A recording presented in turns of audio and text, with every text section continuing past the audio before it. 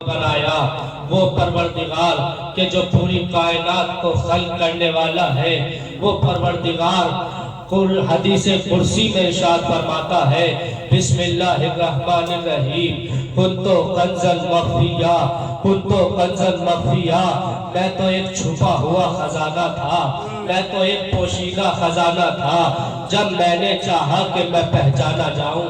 یعنی اللہ اپنے ارمان کو بتا رہا ہے، پروردگار کہہ رہا ہے کنتو کنزا مخفیا، میں تو ایک چھپا ہوا خزانہ تھا، میں نے چاہا کہ میں پہچانا جاؤں، تو میں نے چاہا کہ میں پہچانا جاؤں تو میں نے محمد کو پیدا کر دیا۔ میں نے چاہا کہ میں پہچانا جاؤں،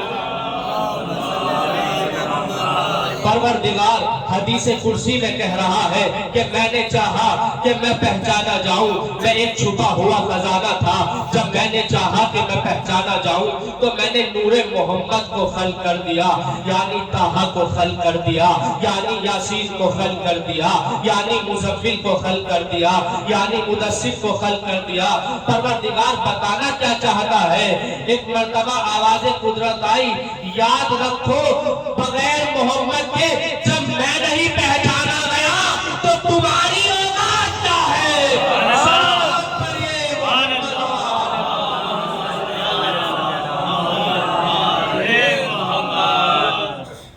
پروردگار کہہ رہا ہے کہ میں چھپا ہوا خزانہ تھا، میں نے چاہا کہ میں پہچانا جاؤں تو اے محمد میں نے تمہیں خلق کر دیا۔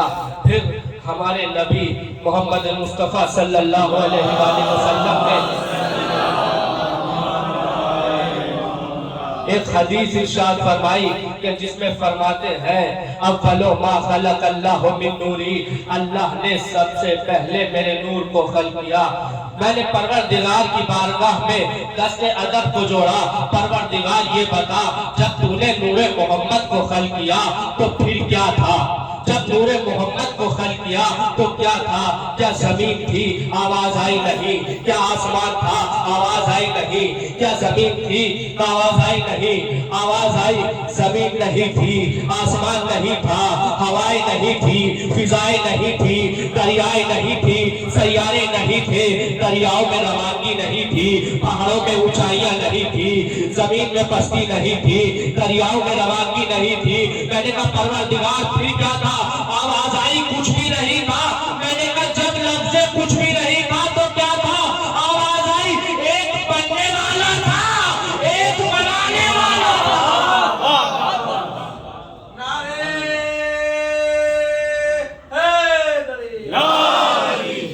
ایک بننے والا تھا، ایک بنانے والا تھا، یا جملوں کو بدل کر کہو آواز قدرت آئی، ایک بننے والا تھا، ایک بنانے والا تھا، ایک محمود تھا تو اس نے محمد کو بنایا، ایک اعلیٰ تھا تو اس نے علی کو بنایا، ایک فاطر تھا اس نے فاطمہ کو بنایا، ایک محسن تھا اس نے حسن کو بنایا، ایک عدیم الاحسان تھا اس نے حسین کو بنایا۔ صلوات پڑھیے۔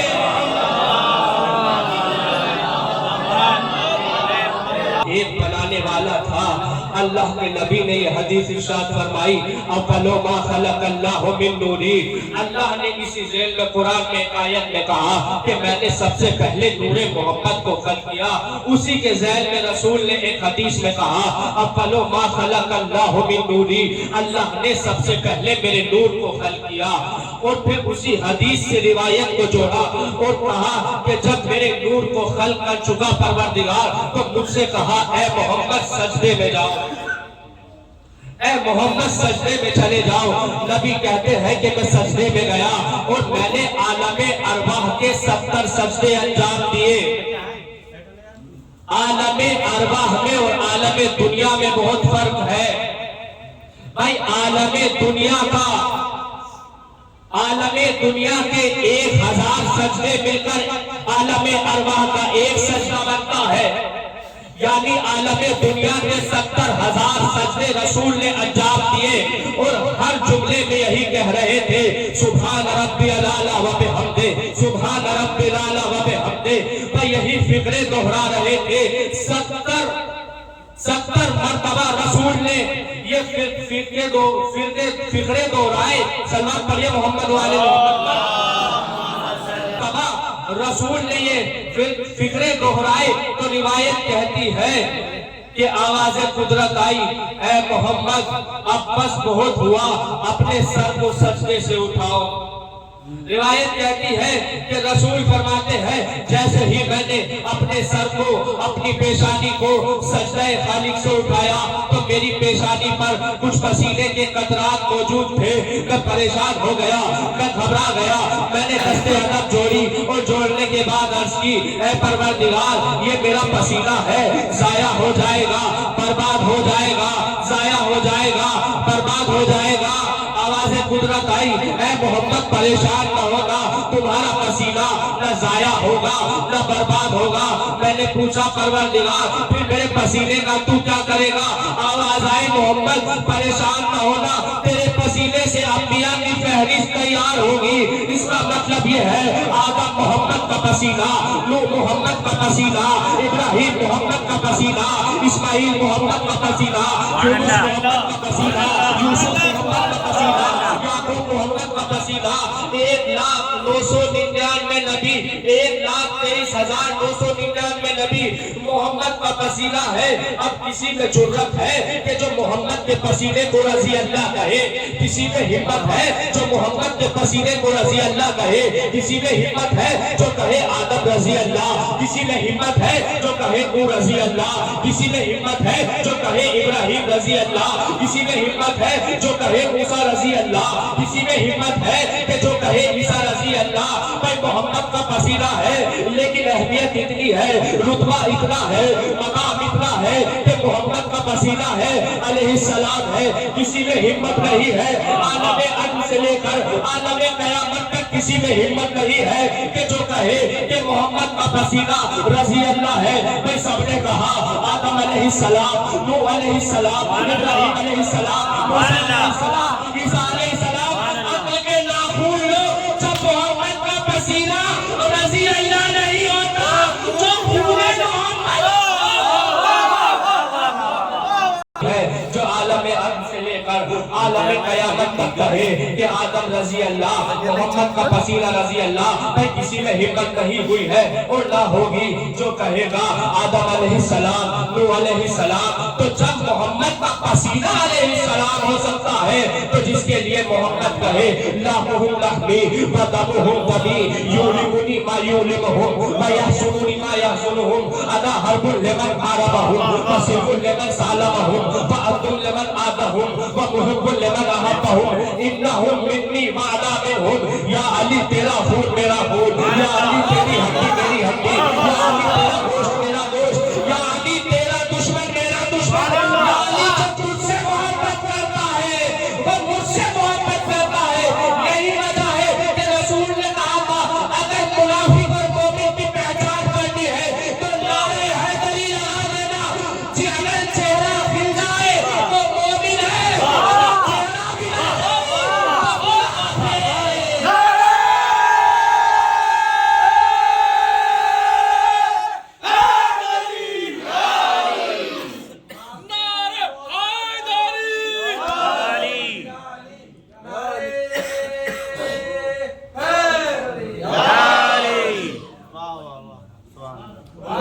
منافق کی پہچان ہے نعرہ حیدری۔ اے محمد ہم نے تمہیں پیدا کیا تاکہ ہم پہچانیں، اور پھر اسی کے بعد رسول خدا کی یہ حدیث چلے آپ کے سامنے سرنامہ کلام عنوان سخن قرار دیا، جس میں رسول نے ارشاد فرمایا زینو مجالسکم بذکر علی ابن ابی طالب، کہ تم اپنی مجلسوں کو زینت دینا چاہتے ہو، تم اپنی محفلوں کو زینت دینا چاہتے ہو، تم اپنی مجلسوں کو زینت دینا چاہتے ہو تو علی کے ذکر سے دو۔ یہ حدیث تمام مسلمانوں نے اپنی اپنی کتابوں میں لکھی، علماء اہل تشیع اور علماء اہل سنت تمام کے تمام مسلمانوں نے اپنی اپنی کتاب میں یہ لکھا کہ رسول نے کہا زینو مجالسکم بذکر علی ابن ابی طالب، اگر تم اپنی مجلسوں کو زینت دینا چاہتے ہو تو علی کے ذکر سے دو۔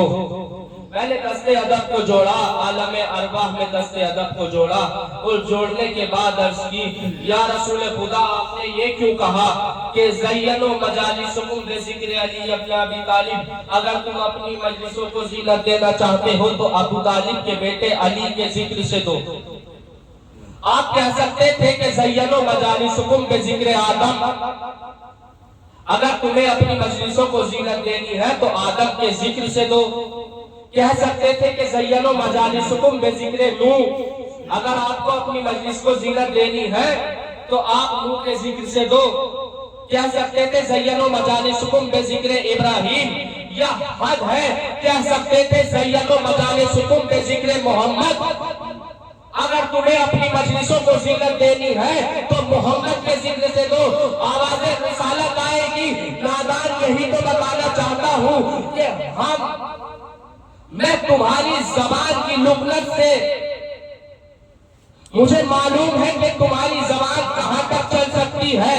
توجہ چاہتا ہوں، بھائی رسول کی آواز آئے گی کہ مجھے معلوم ہے کہ تم کس کس کا ذکر کرو گے، تمہاری ایک حد ایسی ہوگی کہ تمہاری زبان تھک جائے گی لیکن ذکر ختم نہیں ہوگا۔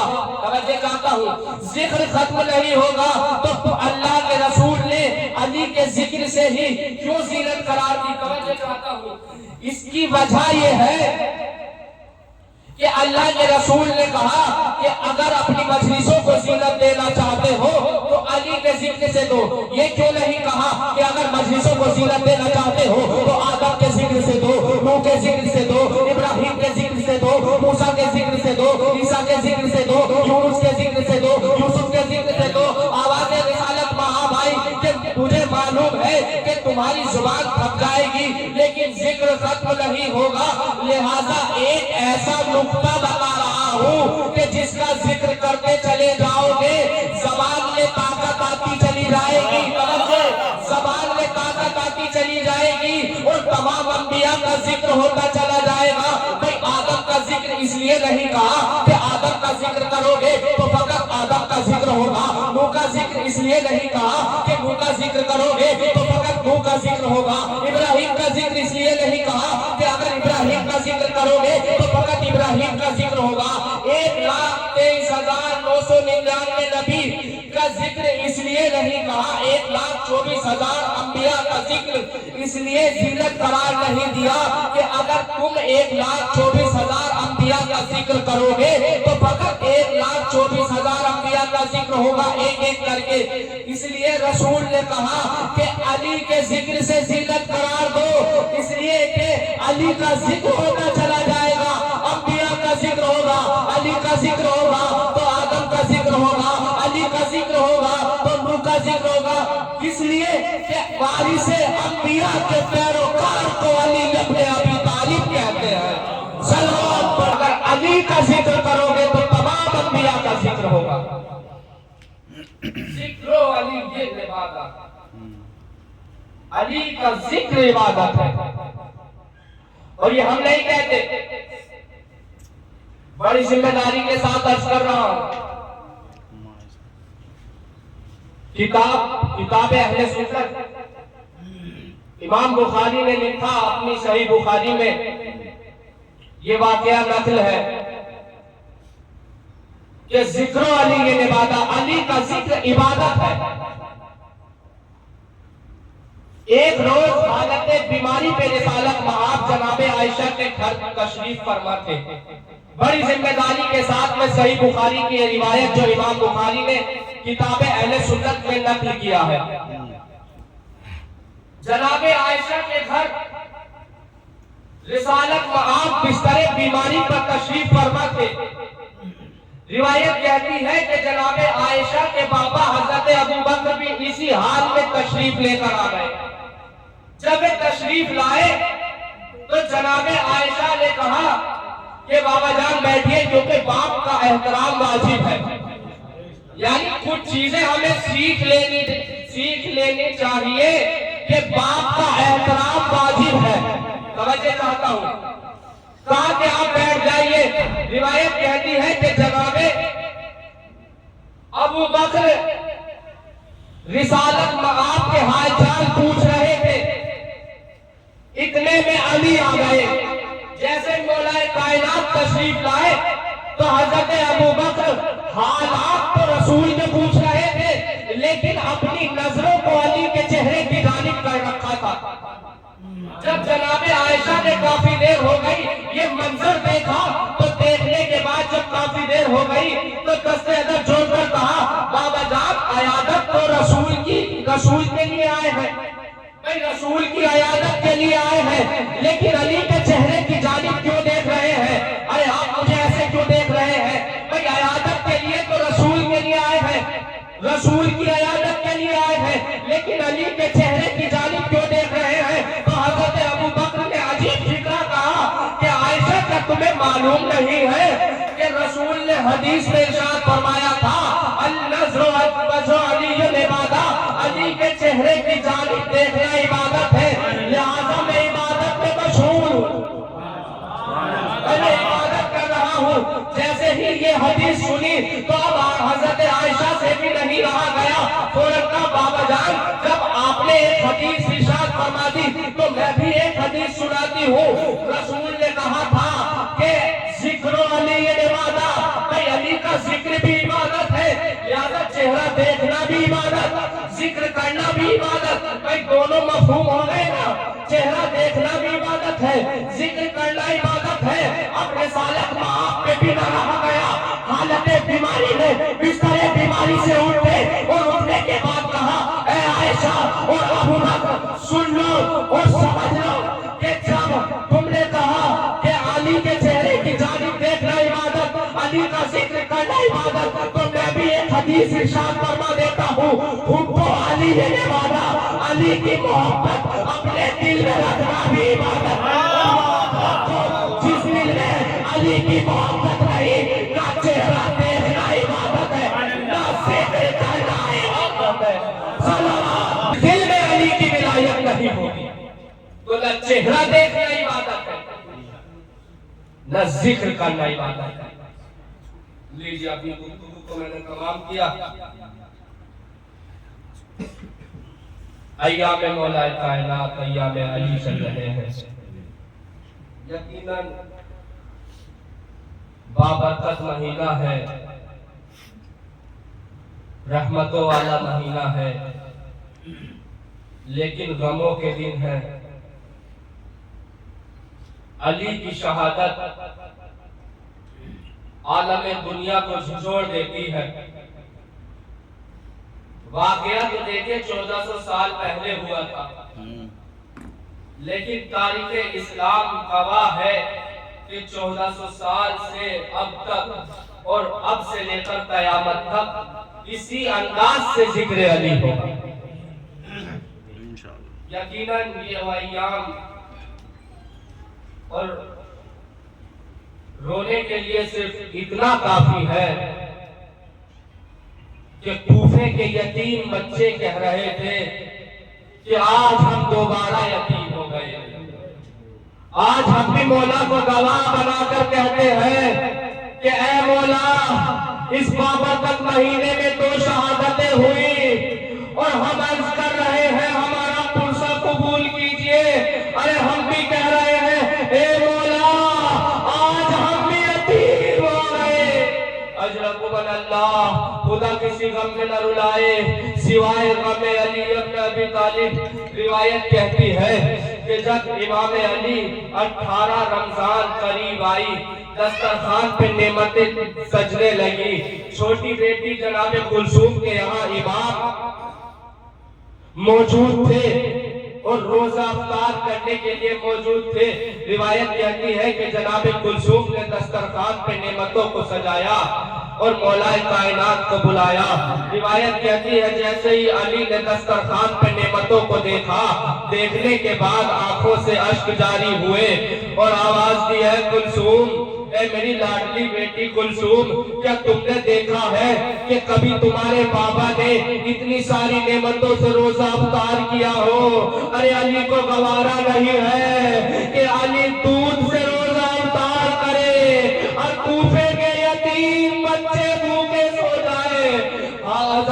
शान इमाम। ये वो कयामत की रात थी कि जनाब कुलसूम रिवायत करती है कि मैंने कभी अपने बाबा को इस हालत में नहीं देखा।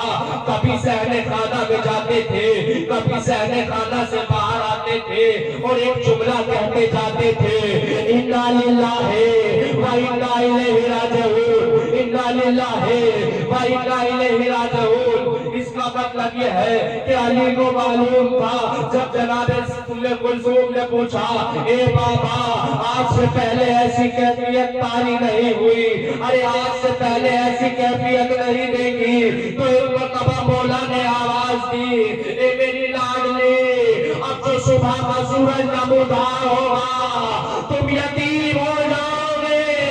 रिवायत कहती है कि नमाज का वक्त करीब आया, मौला अपने घर से बाहर निकले, मस्जिद में पहुंचे, मौसिन गुलदस्ता अज़ान पे पहुंचा, अल्लाह अकबर की सदा बुलंद की। इधर इमाम ने अपने मुल्जिम को मस्जिद में उल्टा लेटा हुआ देखा, करीब गए हो जाने के बाद कहा, अरे ये वक्त नमाज है, अल्लाह के घर में सोना हराम है। इब्ने मुल्जिम जिस मकसद से आया है वो मकसद पूरा कर ले, अल्लाह के घर में वक्त नमाज है, नमाजी का आखिरी सजदा है। रिवायत कहती है कि नमाज खड़ी हुई, अली ने पहली रकअत का पहला सजदा किया, इब्ने मुल्जिम आगे बढ़ा, शहर में आलूदा तलवार अली के सर पे लगी, अली का सर शिगाफ हो गया। रिवायत कहती है जब अली का सर शिगाफ हुआ तो सजदे में सर रखा, आवाज बुलंद की, फुस्तो में रब्बिल काबा, रब्बे काबा की कसम अली कामयाब हो गया। ज़ैनब ने यह आवाज सुनी, भाई को करीब बुलाया, ए भैया ये कैसा शोर गुल है।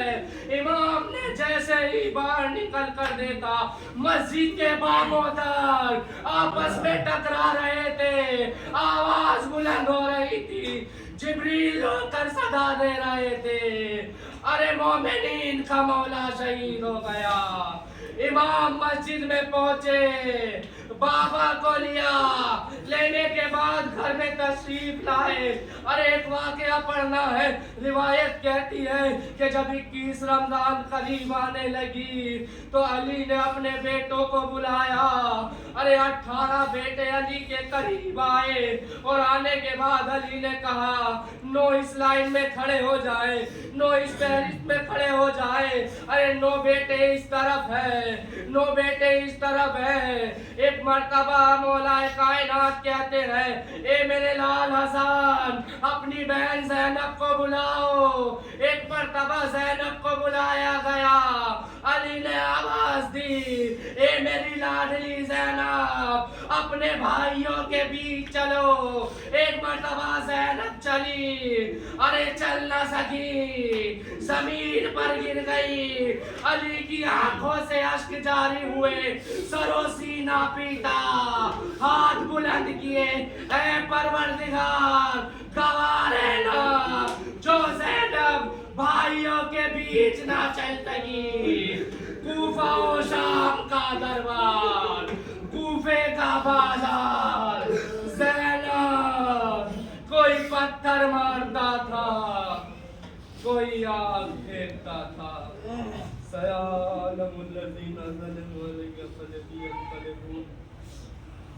इन्ना लिल्लाहि व इन्ना इलैहि राजिऊन। रज़न बिक़ज़ाइहि व तस्लीमन लिअम्र। अल्लाहुम्मा इन्नी अस्अलुका व बिहक़्क़ि मुहम्मद व अंतल महबूब व बिहक़्क़ि अली व अंतल आला व बिहक़्क़ि फ़ातिमा फ़ातिहिस समावाति व मा'ल अर्ज़ व बिहक़्क़ि हुस्न व अंतल मौसी व बिहक़्क़ि हुसैन व अंत क़दीमुल अहसान व बिहक़्क़ि तिज़कियत ताहिरत ज़ुर्रियत हुसैन अलैहिस्सलातु वस्सलाम। परवरदिगारा वास्ता है 14 मासूमीन अलैहिस्सलातु वस्सलाम का तमाम मौलूद मोमिनात जहाँ कहीं पर भी हैं उनकी जान व माल व इज़्ज़त व नामूस की हिफाजत फरमा। परवरदिगारा वास्ता है मोहम्मद वाले मोहम्मद का जो भी औलाद है उन औलाद साले हिदायत फरमा, जो साहिब औलाद है उनकी औलाद को नेकी की ہدایت دے، جو بے روزگار ہیں انہیں روزگاری عطا فرما، جو صاحب روزگار ہیں ان کی روزگاری میں اضافہ فرما۔ بار الہ تجھے واسطہ ہے محمد و آل محمد کا، پرچم اسلام کو سربلندی عطا فرما، پرچم کفر و نفاق کو سرنگو فرما، پروردگار ایران کی حفاظت فرما، آیت اللہ سید علی سیستانی اور آیت اللہ زقزقی اور دیگر آیت اللہ اور دیگر عالم دین جتنے بھی ہیں ان کا سایہ ہمارے سروں پر قائم رکھ۔ پروردگار تجھے واسطہ ہے محمد و آل محمد کا، ایران کی حفاظت فرما، ایران کو کامیابی عنایت فرما۔ بار الہ تجھے واسطہ ہے محمد و آل محمد، دشمنان ایران خصوصاً امریکہ اور اسرائیل کو نیست و نابود فرما۔ بار الہ تجھے واسطہ ہے محمد و آل محمد کا، مقامات مقدسہ کی حفاظت فرما، جنت البقیع کو تعمیر کرنے کی توفیق عطا فرما۔ بار الہ تجھے واسطہ محمد و آل محمد کا، ہمارے ملک کی حفاظت فرما۔ بار الہ تجھے واسطہ ہے محمد و آل محمد کا، امام زمان کے ظہور میں تعجیل فرما، بعد ظہور ہمیں ان کے انصار و آل شمار فرما، بحق محمد